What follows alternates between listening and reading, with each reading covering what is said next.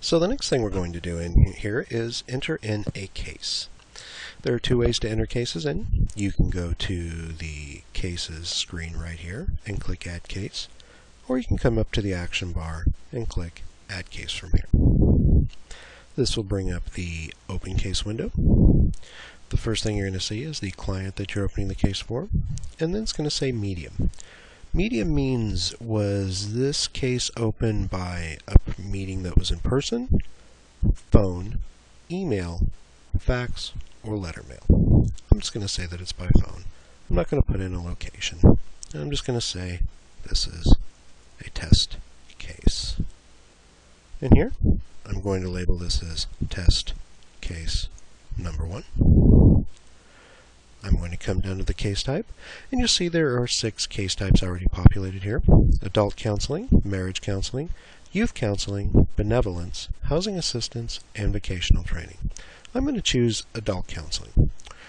Then I'm going to select ongoing because I'm just opened the case, and we see the case start date and the time that it was open. Here we could, if we could put in the duration of time we spent dealing with this individual on the phone today, but once again, if you do decide to enter that in, it must be in minutes only, and it must be a whole number. I'm not going to enter anything in there, and I'm just going to click Save. And here we are brought to a screen. We'll say Case Open Successfully. We'll give us a quick summary of who the case is for, give us the case subject, the case type, that the case is ongoing, the day it was started, and it will automatically give the case an ID number. Over here is a selection for activities that we can do with this case. We can take a history, a plan of action, link other cases with this type. We can change the case type. We can change the case status. We could change the case start date. We could add another timeline, which I'm about to get to the timeline, but we only have one standard timeline for this case right now. So I'm going to come in here and I'm going to show you this timeline, and that's shown in case activities. When you select a case type, it's going to populate certain activities for that particular case type, and they're going to be populated in the order from bottom up. This is the one thing you're going to see here. This is from bottom up. This can be resorted if you want to, but it defaults to the bottom up. Begins with the case being opened.